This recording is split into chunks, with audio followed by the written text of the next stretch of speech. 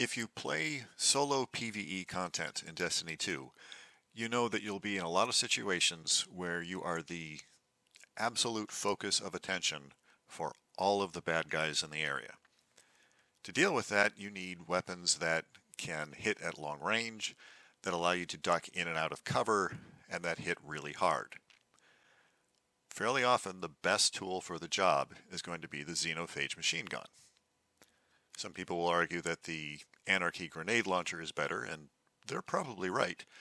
But the Anarchy grenade launcher requires raid tokens, and you have to, jump through hoops for a while to get it. Xenophage has a quest, it has some difficult parts, but you can, you could go out today and have it a few hours later.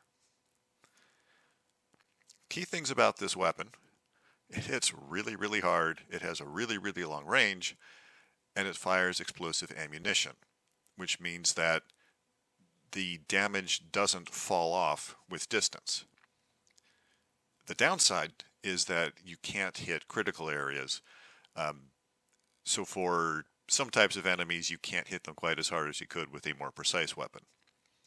One of the other pluses is it has a fairly large magazine size relative to something like a rocket launcher. So while it doesn't hit as hard as a rocket launcher, if you're dealing with majors, smaller enemies that can go down and less damage than a rocket launcher delivers, you're able to distribute the damage a little bit more evenly. It's good for high-end content, and it's good for just bopping around in public events.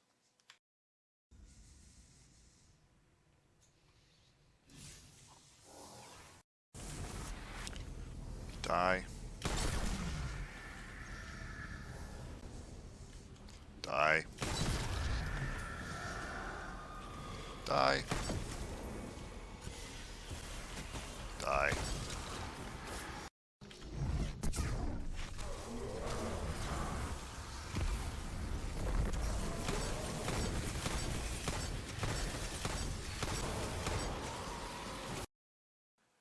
There are a number of good guides that explain how to go about getting this. I'll link one or two of them in the comments associated with this video. So I'm going to do this in two parts. I'm going to just kind of run through all of the steps up to the part where you have to go into the Pit of Heresy, and then I'm going to do a second video that covers the Pit of Heresy stuff. For this first part, you might as well just stop watching now, go click on one of the links below, and just, read the text, walk through it. It's not, I won't say it's not that complicated, because some of the things you have to jump around a little bit, but it's pretty straightforward. The Pit of Heresy stuff is, I'm hesitating to use the word hard, because it is hard, but not because it's mechanically difficult, but because it requires a lot of patience, and it has not a lot of tolerance for failure. But we'll get to that in the next video. To start the Xenophage quest, you need to take a trip to the moon. Load into the Sorrows Harbor area.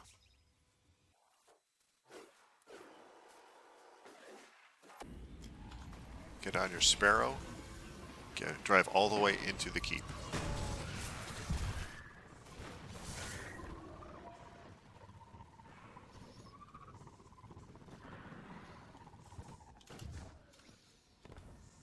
Run into this door on the left.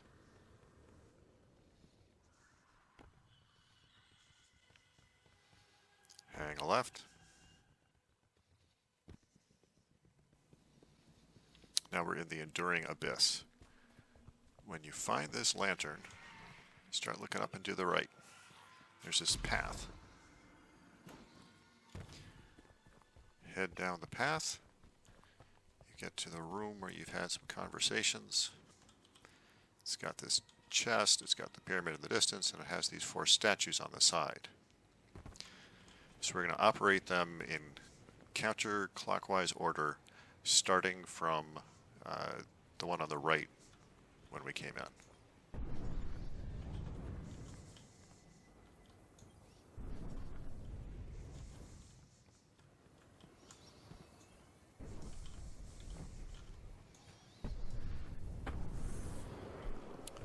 So it says you have emerged from the dark, claim your path, a new chest has appeared.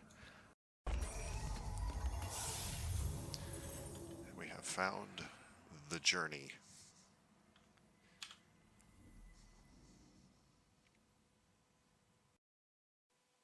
Part 2 takes place in the Anchor of Light on the moon. So load into the sanctuary area.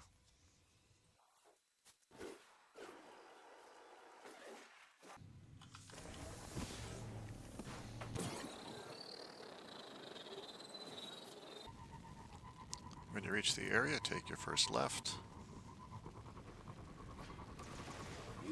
Swing right. Head into the buildings. All the way to the back corner, where you find this oddity. At no point does this quest really spell out what it is you're supposed to be doing. In this case, we need to pick this up, carry it to 6 different places that look like this, in order, with about a minute between each one. If the time expires or you do it the wrong way, you have to start over. So let's get started. So that's 1.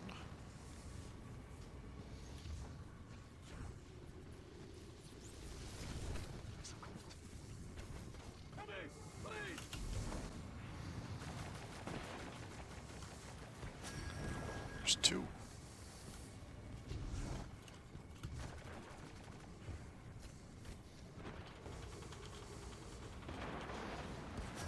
3.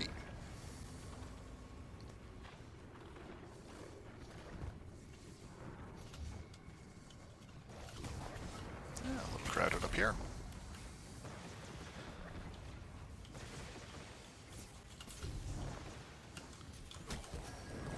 4.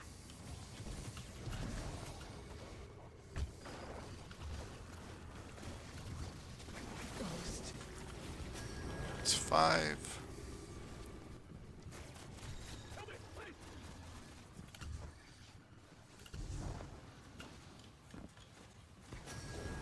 6. You are ready to emerge from the dark.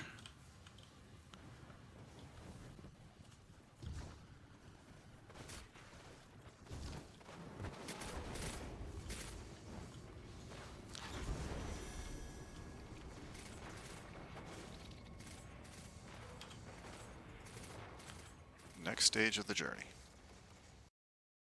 The next stage of the quest requires visiting the moon's 4 lost sectors.